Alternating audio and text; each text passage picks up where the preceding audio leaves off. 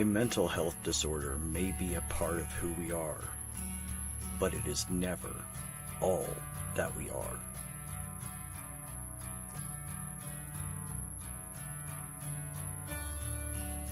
Sometimes you just need a hug.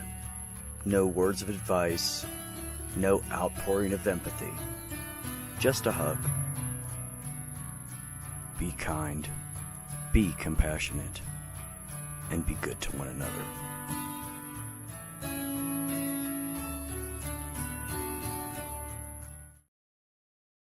Hey everybody, it's Mama Deb back with another Monday night podcast talking about obsessive compulsive disorders. So I am going to let you guys know that I'm having a serious anxiety issue right now. But I think I'm doing this, and I press forward with the encouragement of my husband and my producer, because the whole point of it is so that you can see that you can function through it even though you're having a hard time. And I just want to encourage people to really press forward and do what's best for them, because doing this podcast is what's best for me, because it makes me feel like I'm needed and that I get to people and I maybe help a person on this given day. So we're going to talk about obsessive compulsive disorders. So we're talking about OCD.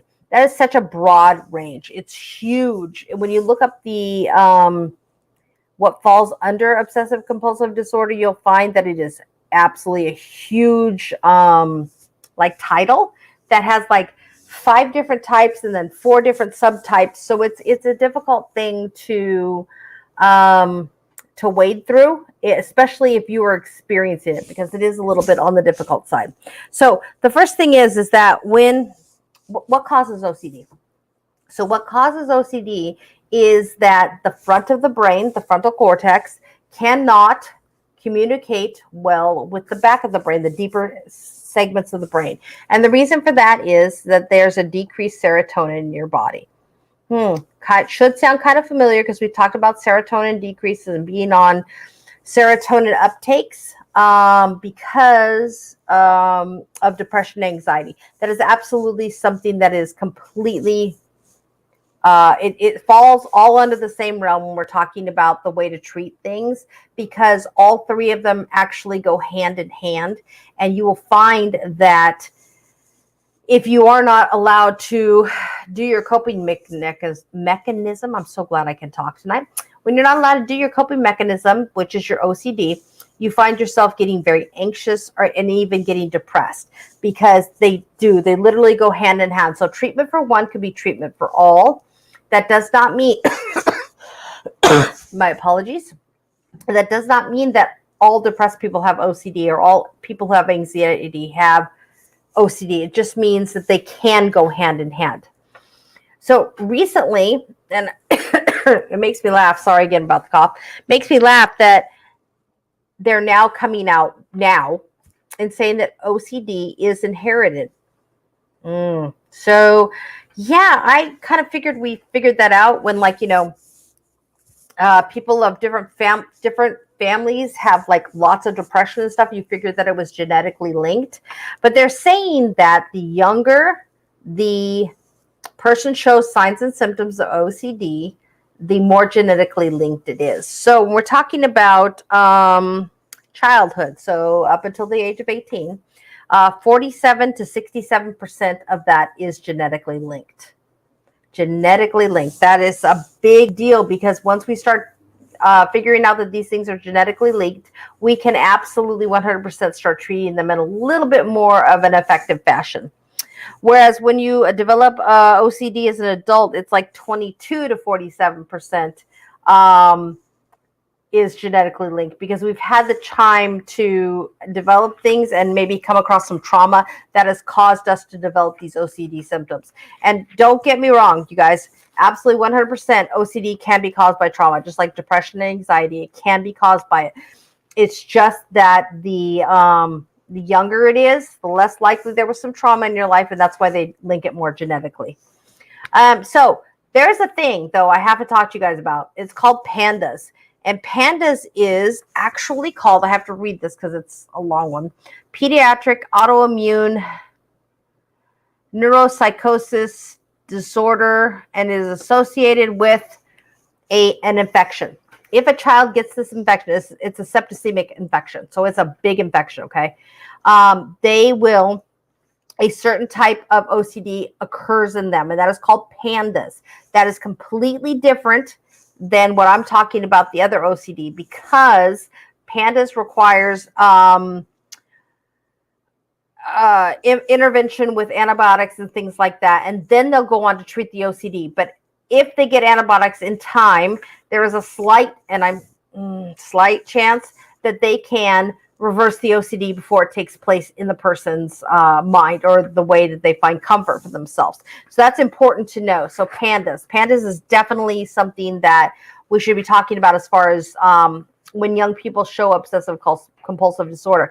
Unfortunately, not a lot of parents are aware of this. So when they start to see the obsessive compulsive disorder, they don't think, oh, it's an infection, or it's this, or it's that.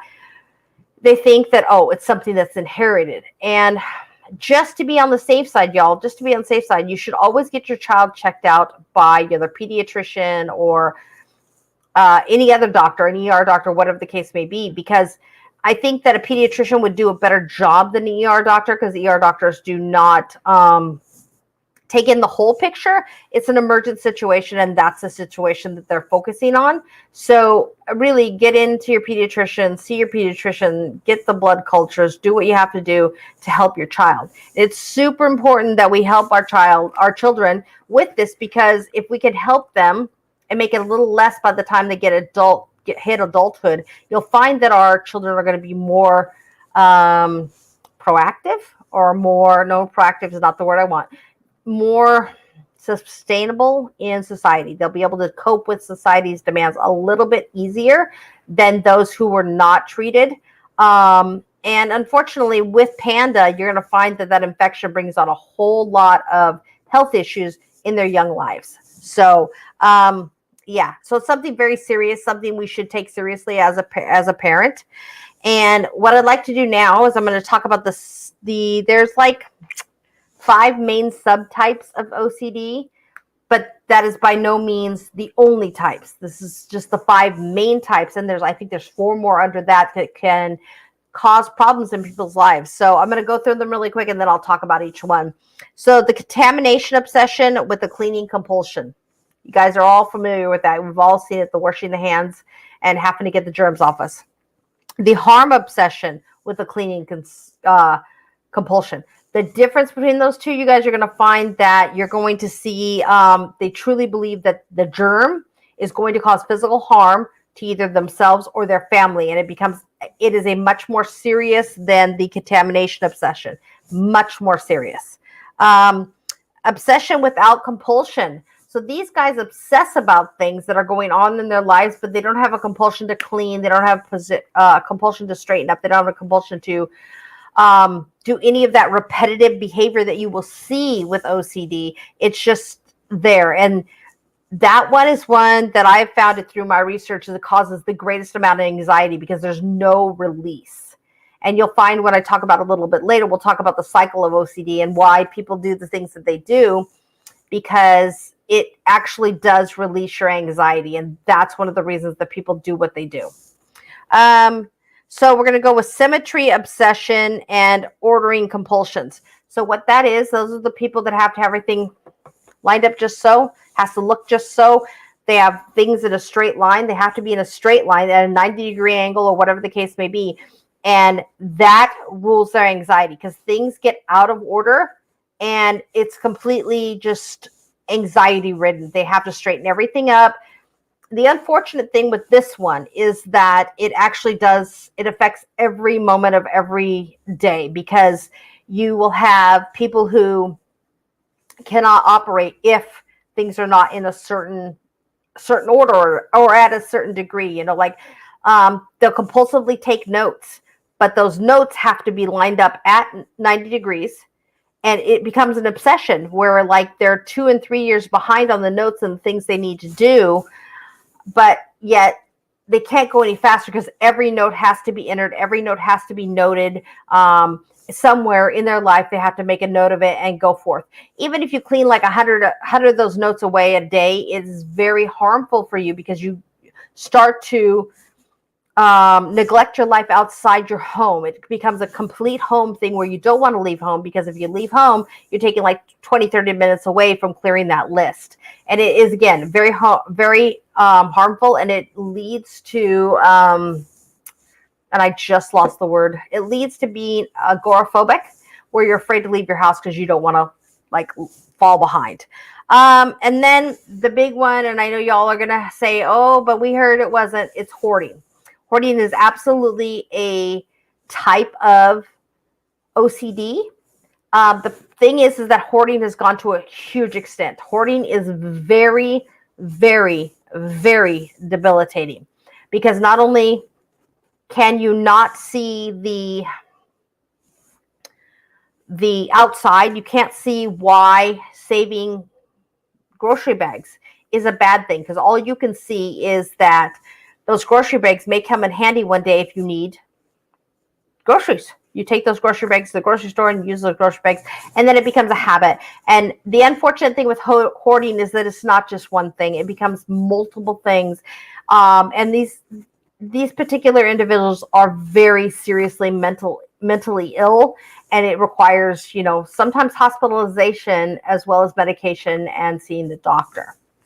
So we're talking about compulsive. We're going to talk about the contamination obsessive with cleaning disorder. So these people actually will feel like they will focus on the feeling of discomfort associated with contamination. For example, the fact that I just did this.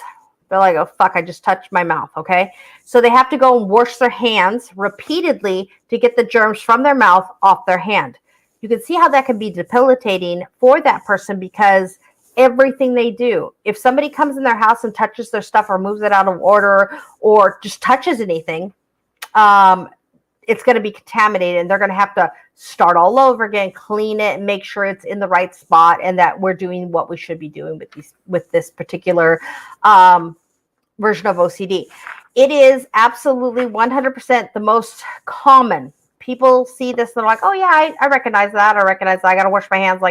And although it is common, it is still very debilitating. And I think that's something that people don't understand about OCD, is that in all its forms, it is incredibly debilitating, because it starts to dictate your life. And when you add OCD in with anxiety and depression, which again, they go hand in hand, it's not necessary that they're together, but it's very possible. The OCD starts to feed into your anxiety and your depression. We'll talk about that a little more when we talk about the cycle of how doing these things, these hoarding, doing these compulsions helps the person with OCD. So, harm, obsession with checking, compulsions. This will tell you what you do in this one is you have some really intense thoughts about possibly harming yourself or harming others. And you have to check it over and over and over again to make sure that it's not going to happen, to relieve your distress or your anxiety. For example, like say we think about our house being on fire. Okay, we'll use that as an example. We would have to, somebody with this disorder would have to drive by their house several times. Even though they started out in their house, they have to leave and drive by several times to make sure their house isn't on fire. Very debilitating. Okay, it starts cutting into the things that we need that are essential in battling mental health disorders, which is like sleep and downtime and being able to just let go of that anxiety, because they can't let go of it until they've checked it several times. Again, that falls on the really common one that I've seen in my research is that people are really afraid of people breaking into their house. So they have to check that lock several times to make sure that lock is locked, because then they're protected. Okay. It can go so far as to feel like you have to protect yourself. And this is where it gets very dangerous for other people. You have a bat, you have a gun, whatever the case may be, because you feel like you're protecting your house. Problem being, when you are in those phases, you don't always recognize your partner. You don't always realize that that partner is there and is to help you. So it requires that you set up a system with your loved one that they can say a word, and hopefully you still realize that word is that word. And it's like, okay, I'm safe. This is my partner. They said the word.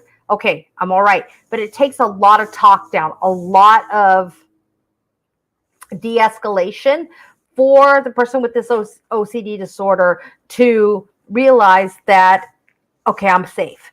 And this is one of the things that I absolutely have to tell you. This is one of the most frustrating things with OCD is that people blow it off like it's nothing. You know, like people will say, oh, you're anal retentive. Okay. Oh, you have OCD. You just have to deal with it. No, it isn't. It is actually a mental illness, and it is something that needs help. And if you don't feel that you need the help, that's a bigger problem, an absolutely bigger problem. So, so obsession without visual compulsions. This is very interesting to me because it actually goes to the theme of maybe an obsession with sex or obsession with religion or aggressive themes. So you think that you start thinking about these intrusive thoughts where someone's going to attack you sexually or somebody's going to come at you with religion, and you have to hide. You have to hide in a cult-like religion to protect yourself. This particular version of OCD is absolutely trauma triggered. It is triggered by trauma, whether it be sexual, whether it be you were just made to go to church and you didn't feel right about it because maybe, for example, let's say you were gay and your parents made you go to church and you heard all about how being gay is wrong and it's not the right thing to do and how do we protect ourselves and so on and so forth. The thing is that you have to remember that that's traumatizing. That's traumatizing for anybody to be told that they're wrong. They're not right. They're not right in the eyes of God, especially as children or teenagers. It's very, very traumatizing. So it creates this barrier where you try to fall into something that is even more protective. You try to hide who you are. You try to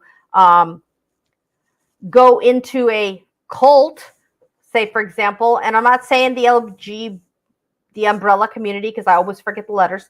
I'm not saying that the umbrella community is feeding on people like this. It's just that, you know what, there are really bad people out there in the world that will feed on this type of OCD, and they will actually take these people in and say, hey, it's okay, you're good where you're at, you know, you just have to work here and send me your money and da-da-da. And you finally, as a person with OCD, feel protected, so you will buy into this cult.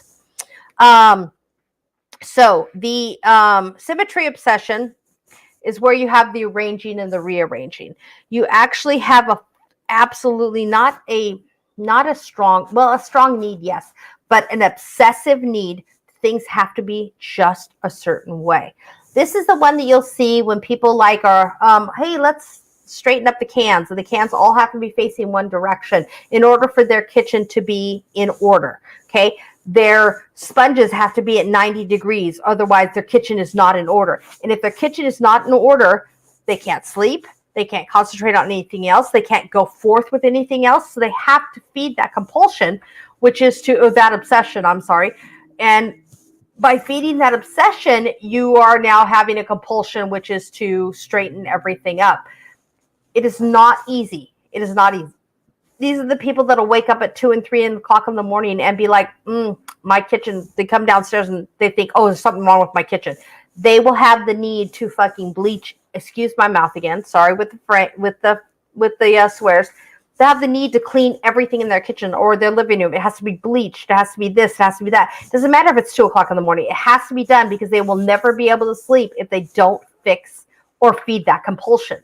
So it's not something that you actually can control without help. You cannot, because your brain is telling you this is wrong, and the only way to control your anxiety is to feed into the compulsion. Now, our last one is hoarding. Okay, hoarding is the worst form of OCD that you can possibly come across, and it actually sucks people's life out of them. I don't know any other way to say that. It sucks the life out of them. And the fact that they can become all about the hoard. They can become all about saving things, and it completely affects their lives. They can't, walk around their houses because they have so much stuff in there. They cut off relationships with their siblings, with their children, whatever the case may be, because they're ashamed of what they're doing, but they don't know what else to do. So what a horrible place you would find yourself in if you actually have OCD hoarding, because you're like, I have to do this to release my anxiety, but yet I'm embarrassed. So like you're starting to bleed into many different mental illnesses with this particular brand of OCD, and it ruins lives. It absolutely 100% ruins lives. And all forms of OCD are very difficult. I'm not trying to say it's not, but this particular one is very difficult indeed, because it absolutely will wreck your life, will wreck your relationships. You won't find comfort in your relationship anymore. You'll actually find it adversarial, because your kids are trying to get you to get rid of your stuff. You're like, this stuff brings me comfort. I need this stuff. This is the only way I feel safe. And again, hoarding again comes from trauma. There's some form of trauma there that maybe you had nothing. You were poor and you had nothing when you were a child. Well, that can result in hoarding because you didn't have anything, and now you have to have everything. You have to keep everything safe. Okay. This could be simple things like materialistic items or whatever. This can also be money. When you hoard your money, you put it in savings, and you'd rather do without. Got to have say $10,000. We're going to pull a number, $10,000 in savings. You'd rather do without than go down to $999, okay, or $9,999. You would rather do that than lower that savings account, because it is such a compulsion. That's the only way that you feel safe, is to have that extra money. That comes from childhood neglect. That's just straight up how it is. Childhood neglect, or like early marriages where you were neglected and you didn't have enough to feed people, or you were put into a situation where you couldn't provide for the people you're supposed to provide for. That is absolutely where that comes in. And it's a big trigger, and it's hard for a lot of freaking people to understand that there's a mental illness going on. Because with OCD, they will find that, and you will find people say this to you, this is how I cope. This is how I do things. Yes, you're absolutely right. That is how you cope. That is how you deal with your anxiety and all of that stuff. But it's also not healthy. It is absolutely not healthy for people to be living in this type of an atmosphere when you're trying to live a normal everyday life. And I know it's not easy. And I'm trying not to blow it off, because it is super important that people with OCD get help, because it can wreck your life. Just like depression and anxiety can. Can you imagine if you have OCD, then you have depression and anxiety on top of it, and you're just swirling, and there's no way to get your life right until you actually get help. And here's the bitch of the whole thing, is that people with OCD don't always know that they need help. They're like, oh, that's fine. It's just the way I like to do things. You're right. It is the way you like to do things, and that's great, but it's interfering with your ability to cope in the everyday world. And that is the key right there. If it interferes with your ability to cope in the everyday world, then you have a problem with OCD. So the other things that we have is these are the sub.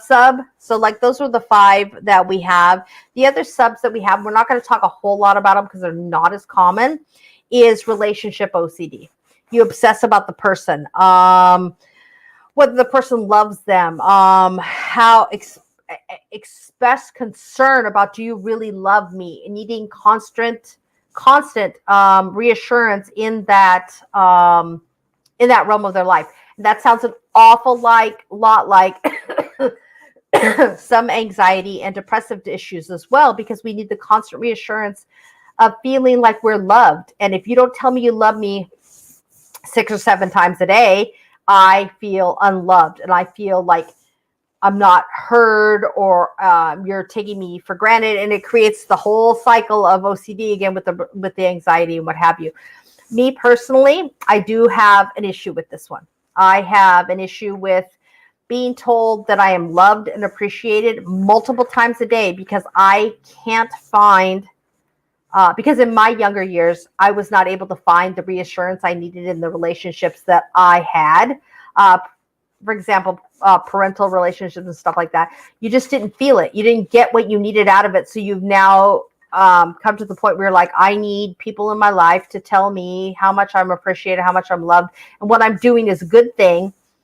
Because I didn't get it in my early childhood. Those people that were supposed to protect me and supposed to provide that cushion for me did not do that. So it creates a problem for later on in life. I'm blessed that I've been married for 21 years and I don't have that issue so much anymore with my husband. But I'm sure my producer can tell you that I do have that issue with other people in my life because I just can't trust their word. I have to see it backed up with actions or with words again multiple times in order to feel like I have gotten, my anxiety is a little bit decreased because I feel like I'm always waiting for the other shoe to drop in my relationships. So there's also the just right OCD. When you feel like something's just not right, you're not exactly sure what it could be, but you'll find that, you find yourself like straightening things up or taping things down so you have a line, making sure that everything is good. With this particular just right OCD, you'll find that people kind of progress into a different form of OCD with a compulsion. Like they'll have to have everything at the right angle or what have you. The other one is false memory. This one's hard, you guys, so hard because it can also go along with bipolar disorder and as well as multiple personalities disorder, which I know they don't call it that anymore, but that's what I fall back on.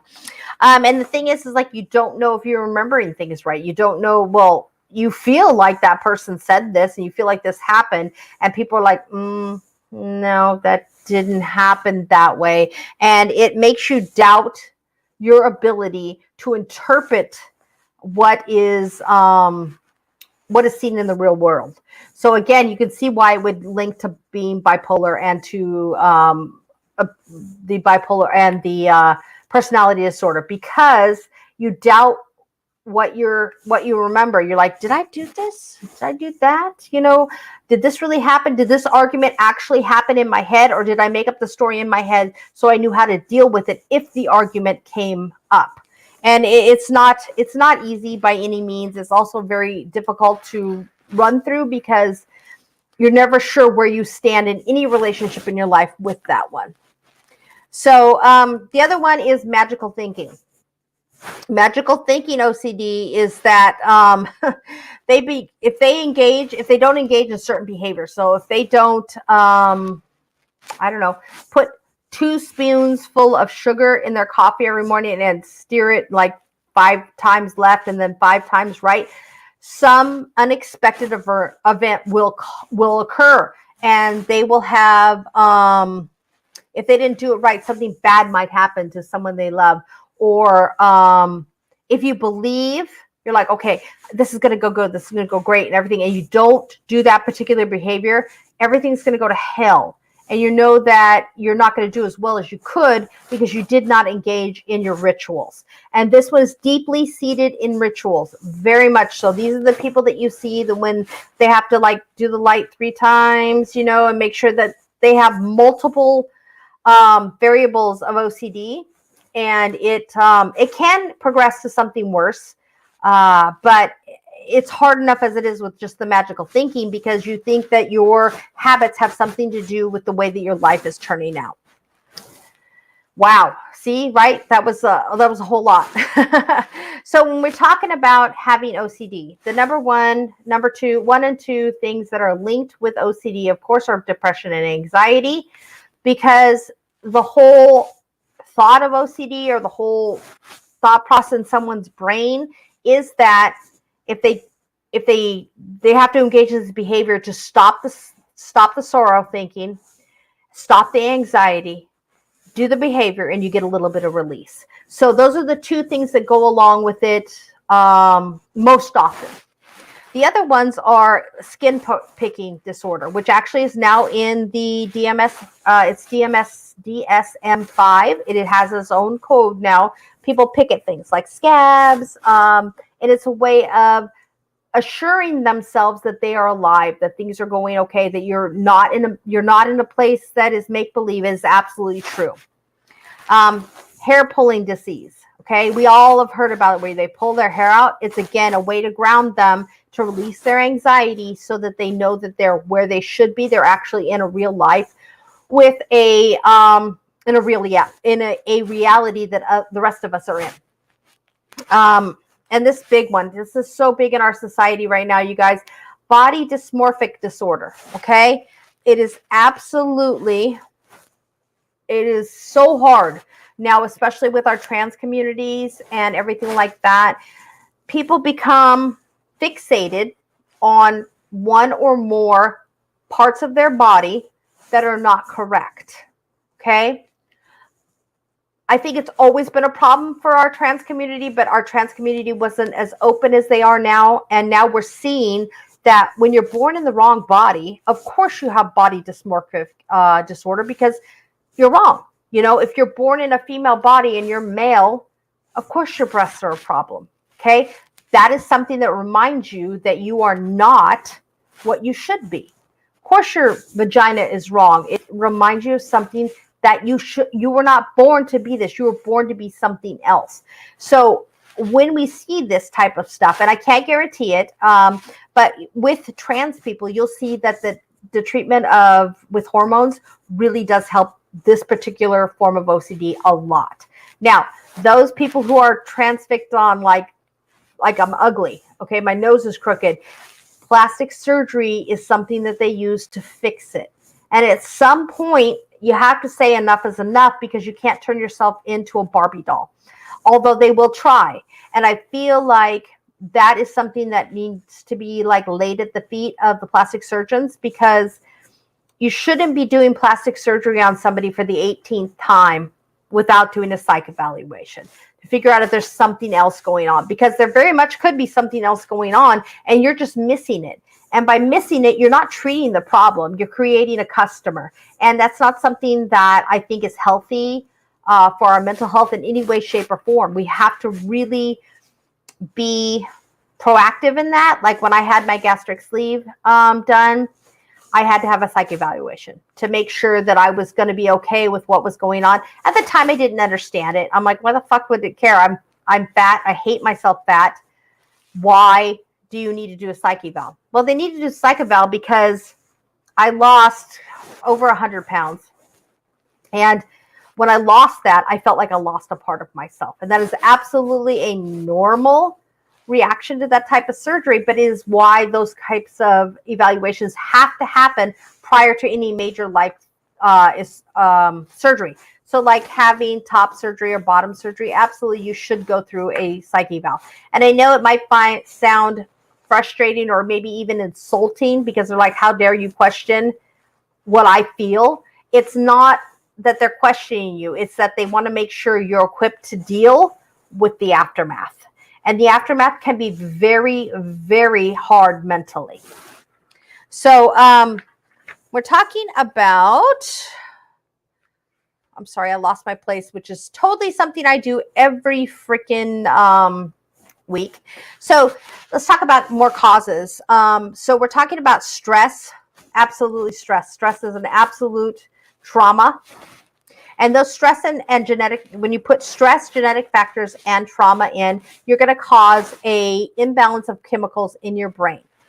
And the thing is when you go into that, when you continue on to that, especially if it develops in a young person, you do hit into what we call the panda. The panda disorder is young children who have started to show these signs, and they need different treatment than what anybody else with OCD does.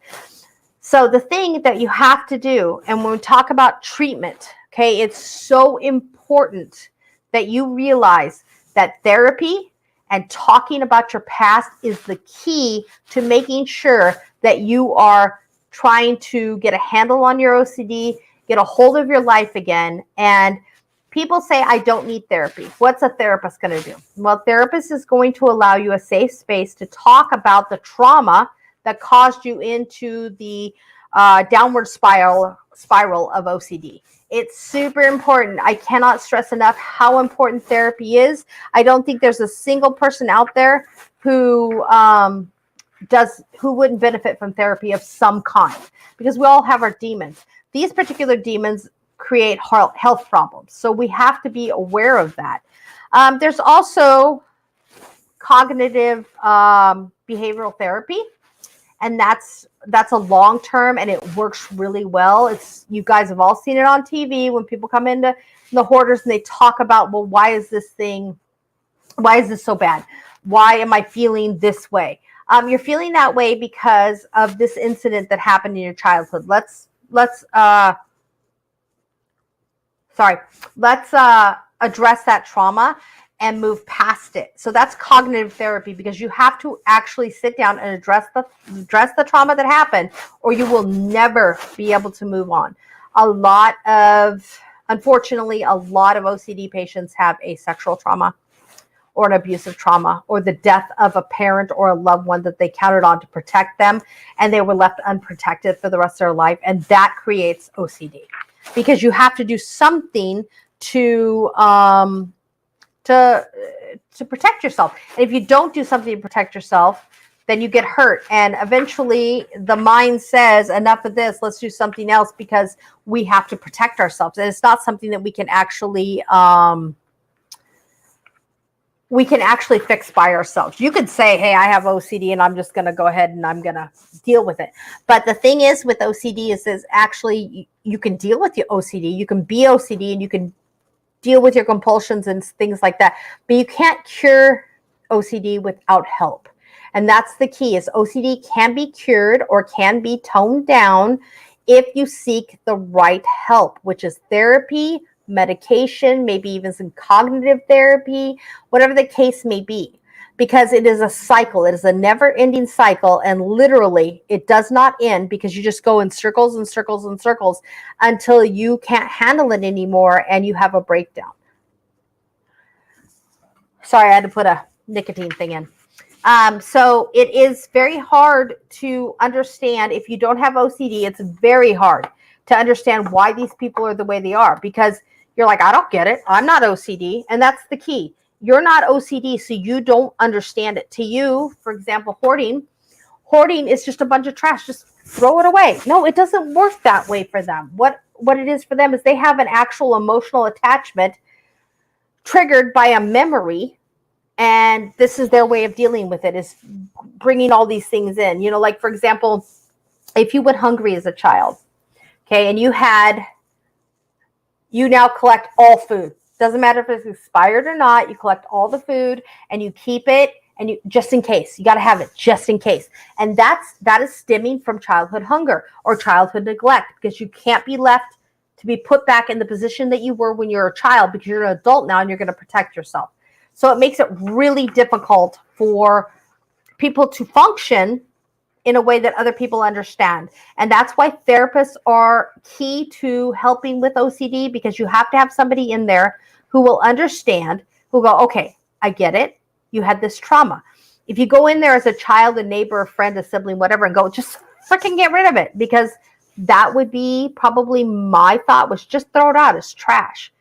But I don't know what memory is associated with that. So you can't. And that's why they get so upset and so overwhelmed when people try to F with their system, because it's not working. The system got messed up, and now they have to totally deal with the cycle of OCD on a much larger scale.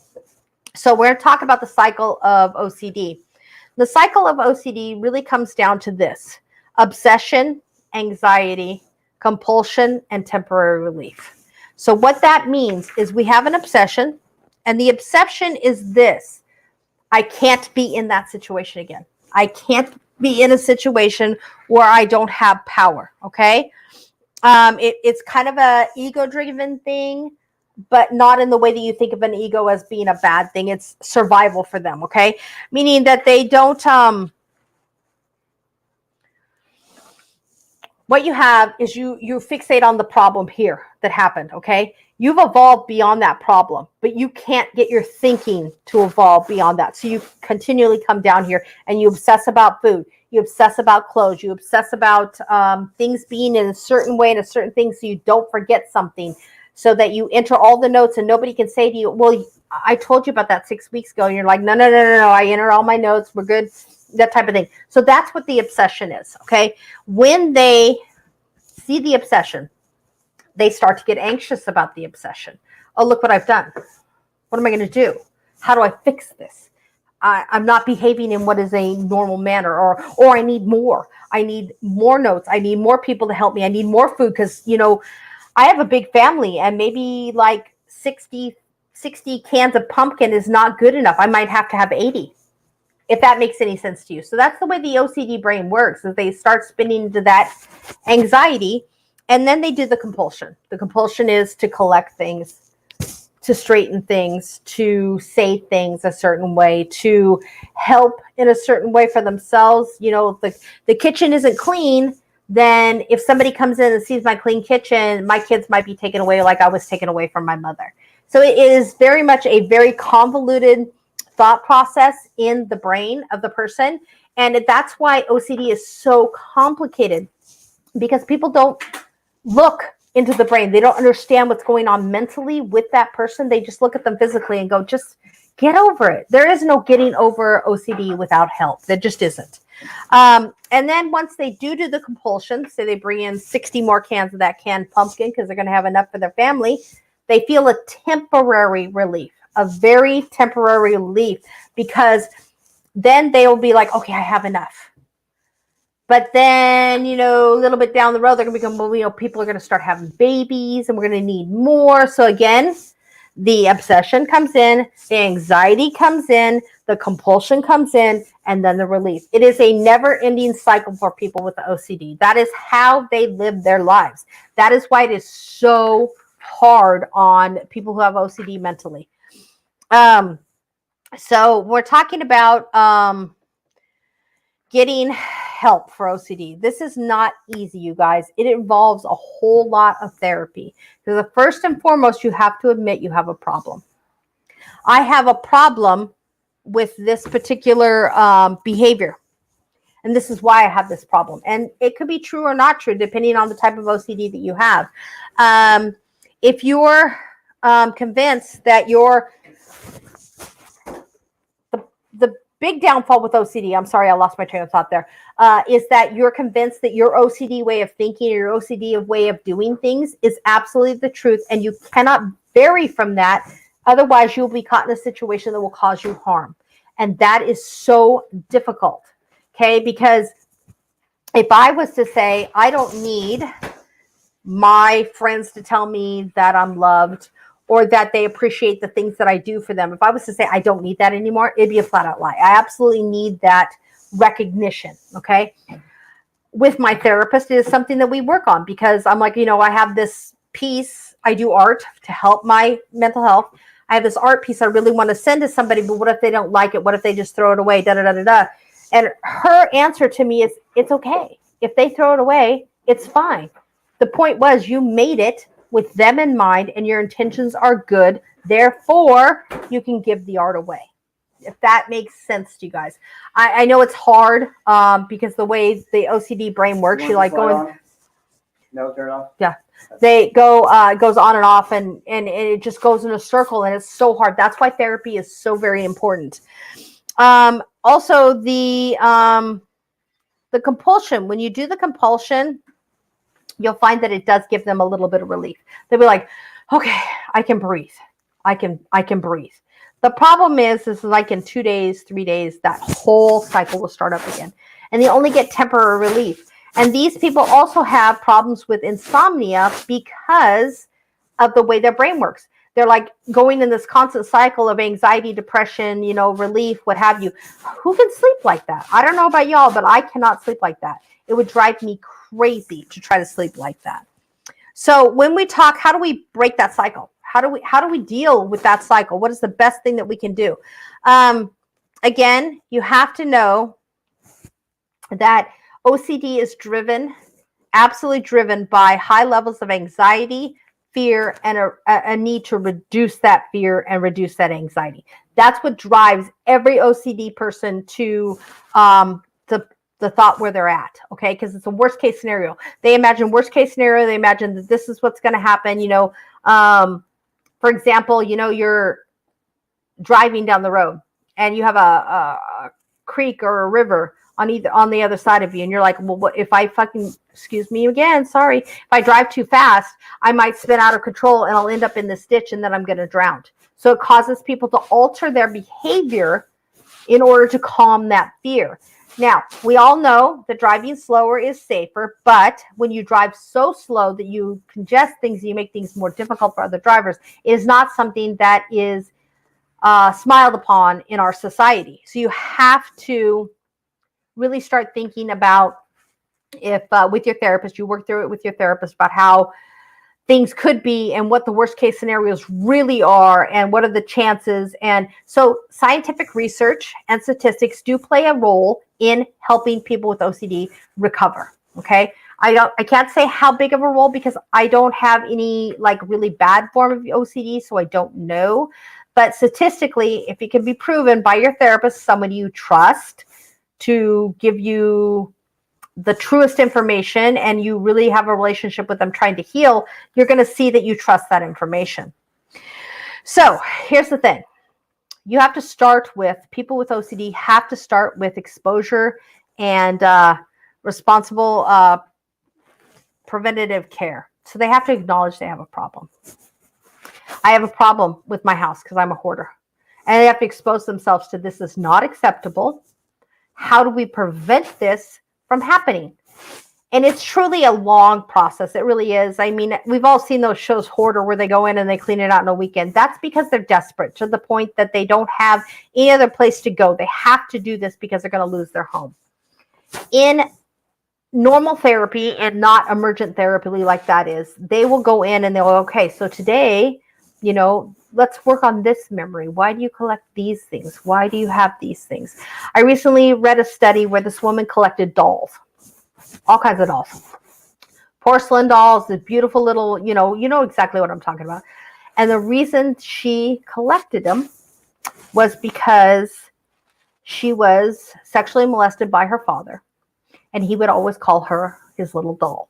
So she wanted to always be in her dad's good graces. And she wanted to please her father because that's what a normal child wants to do. So she collects these dolls now as an adult to try to protect herself from any further harm from her father. So she has to face that. She has to face that memory. She has to deal with that memory. And then they can slowly but surely, and I mean slowly, start to get rid of these things. You also have to be willing, as an OCD patient, to accept the uncertainty of what's going to happen in your life.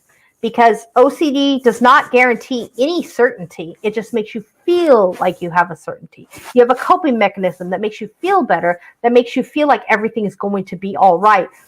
When we all know in actuality that there's no guarantees in life. There's absolutely no guarantees, no certainties, nothing.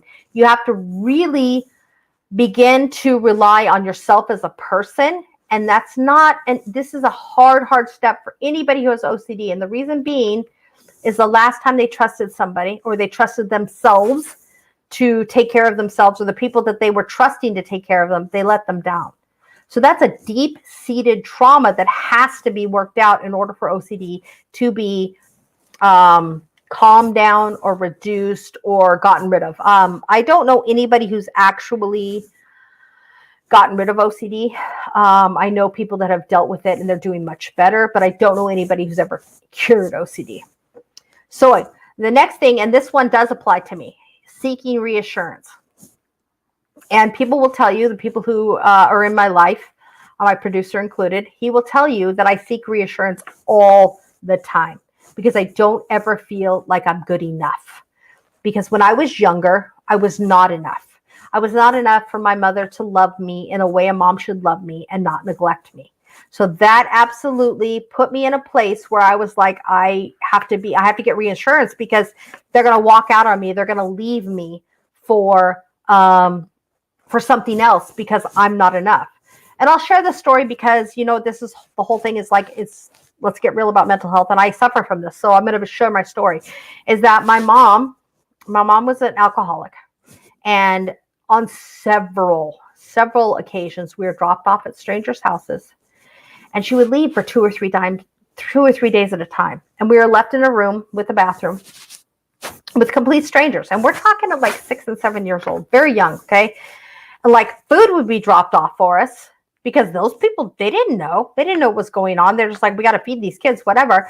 They would drop them off and we'd be just left in this room for 2 or 3 days at a time. And I was caring for my younger sister. So if I was 6, she was 4. And I had no reassurance there. I had no feeling of being safe.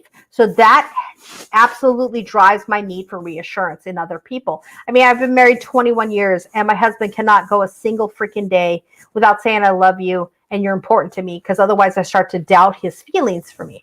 Does it make sense? Maybe it makes sense, but maybe not. You know, like that's something I'm working through with my therapist to get my self-esteem up to where it needs to be, knowing that I am a good person. I am a lovable person. I'm a person who is worth the effort. And that's a big thing. You have to know that you're worth the effort. The other thing is you can do mindfulness. Yeah, this is hard. Okay. It's a very, very hard thing to do. It's very long term. So we talk about being mindful in the situation, not letting my fears or my lack of reassurance get the best of me. So, you know, like tonight, we had a very frank conversation, my husband and I, because I have this piece of art I really want to send a friend of mine. I really want to, and I'm scared to do it because I'm afraid they won't like it. And his answer to me was, Deb, you made it with them in mind. They're going to love it. And even if they decide to sell it, it's going to benefit them. That made total sense to me, to where I was like, oh shit, you're right. Even if they do sell it, it's completely to their benefit. So why would I have a problem with that? It's not that I have a problem with my artwork. I know this particular art piece is freaking phenomenal. I have many people tell me it's phenomenal, but it's the rejection of my friend. If my friend doesn't love it as much as I do, I feel kind of rejected. So I had to really put myself in the situation and be realistic about the outcomes of the situation in order to feel like I'm going to complete this and I'm going to be able to do this and move forward without my fear. The other thing they say is meditation. I don't know about you all, but I have a horrible time with meditation because I have this horrible little voice. I call it my bitch voice that comes into my head when I'm trying to meditate and says, oh, this is worthless. You're worthless. Your own mother didn't want you. Why would you think anybody else would want anything to do with you? So it is definitely something that's very hard. For me, I actually have to visualize a staircase, and I walk up the staircase and I grab the negative thoughts and I put them in a box and I put them away. And this takes me hours to do. If I'm going to meditate, it's a good couple hours because I can't get those bad thoughts banished any sooner. And that's okay. That's okay because eventually I do banish them and eventually I do realize my own self-worth. And that is something that is so hard to do, Anybody who has OCD out there is going to say, oh yeah, that's rough. That's a rough one to actually confront your demons. And they are demons. They're demons that were put on me by my mother. And it's something that I need to address in order to be healthy and happy. And the last thing, of course, is medication. And now when we're talking about medication, we're talking about SRIs. Okay. Because you may say, I don't have depression. I have OCD. The problem is depression, anxiety, and OCD are all rooted in the same place. Okay. It all has to do with the ability for the serotonin to get to the deeper part of your brains to make you feel and be able to react with life. Okay. So a lot of people who are on OCD or who have OCD will end up in our SRIs. Okay. I'm on them. It makes my life a whole lot easier. I struggle daily, but I can't imagine what my struggle would be like if I did not have those SRIs in my life. And it is important that when you take these things, you guys, it's important, if anybody in your life has an OCD or anxiety or depression, that they realize that this is not an overnight fix. This is a lifetime fix. Okay. I will be on these medications for the rest of my life, and I am okay with that. And the reason I'm okay with that is the dark place I was before, even though the voices sometimes tell me, oh, you don't need any more. You're happy. You're doing good. Your podcast is going well. You're on TikTok. Everything is going fine. You have really great friends. Then my voice says, well, do you really need them? And actually, yeah, I had to come to grips with the fact that I need those medications, and I absolutely 100% will need them for the rest of my life, because I can't maintain that serotonin level on my own. I just can't. Too much stuff got effed up in my childhood, and I cannot. And even in my adulthood, I shouldn't blame it all on my mother. There's stuff from my mom, my dad, my first husband, blah, blah, blah, blah, blah. But either way, I have to be on those medications for the rest of my life. And I've accepted that. And my accepting that has made life so much easier for my husband and I. It's probably made life easier for my friends, although I'm really brutally honest with a few of my friends and how bad I feel in the day, and how bad each day is, how, you wake up and you're like, I hate my life right now. And like today, I woke up incredibly anxious. I was so close to calling off this podcast because I was so anxious about getting on here and talking to you guys and being real with you guys, that I was like, you know what? I don't even want to do this because they're going to think I'm a joke. But you know what? If you do think I'm a joke, then that's fine. You think I'm a joke, and you think that I'm coming at you from a place of not knowing the struggles of somebody who's mentally ill, then I think that's your problem, because I know I'm mentally ill. And I know I have issues, and I'm working on those issues every single day. And I think that's something that every person who has a mental illness, but especially depression, anxiety, and OCD, we have to work. It's a daily battle. It's absolutely a daily battle. And you have to take your little wins. I've stressed this since I started this podcast a year ago. Take your little wins. Take your little victories.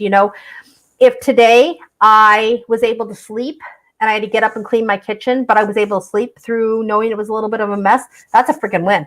That is absolutely 100% a win. If I'm able, fingers crossed, y'all, if I'm able to send my friend this art piece in the next week or so, that is a win. And that's a huge win for me. And I'm going to take it, and I'm going to feel good about it. And that is the key to surviving any one of these mental illnesses that we are coming in contact with on a daily, things that affect our lives and we don't even realize they're affecting our lives. But it's definitely a thing that is important to preach, even as somebody who is a loved one of someone who has depression, anxiety, or OCD. You have to preach the little victories. Well, today you did this. That's great. That's absolutely fantastic. Tomorrow we'll see. What did you do tomorrow? For me, I make a list now with my husband's encouragement. I make a list. Did I do these things? And like today, I did not get anything on my list done. I'm going to be honest. I was so anxiety ridden. I was just like, I can't do this, right? But what I did do was I fed the dog. I watered the dog. I took the dog outside and let him have a little run around time. And I sat outside for 10 minutes. That is a win. That is an absolute win for me, because what I wanted to do was get underneath the covers and hide for the rest of the day until my husband came home and he could protect me from the world. And I know that maybe it doesn't sound right for some of you, but those of you who have depression, anxiety, OCD, you'll understand exactly where I'm coming from on this. And it's so important that you treat yourself with love and patience and tolerance, because it's not an overnight fix. It is a lifetime fix that you will struggle with for a long time, if not an entire lifetime. But that's okay. That's what we have to accept, that it is okay to have this struggle, as long as we're doing what we need to do to get into a better place. So am I in a better place than I was 20 years ago? Absolutely. Absolutely. My husband doesn't want to divorce me. My husband doesn't think I'm psycho, because I would freak out and have these horrible things happen, and I would react very violently to them. So that's important. It's important. 20 years it's taken me to get this way. And I've been this way, you guys, since I was maybe 16, 17, maybe a little younger. So it's not something you can cure overnight. It is a lifetime battle, but you just have to arm yourself for the battle. And I think that's what's super important, is arming ourselves with the battle with education. And that's why I started this podcast, is so that we can reach out to those people who are struggling and maybe help those people that are in our lives that are struggling from this. And even better, if you have these disorders and you find the strength to try something new because of my podcast, then my job is done. And I have done everything that I need to do. So on that note, I'm going to wrap it up tonight. And I'm going to let you guys know that I love you all very much. And I hope that it wasn't too disorganized, because my anxiety is a bit of a factor tonight. So just remember in all things that you are beautiful,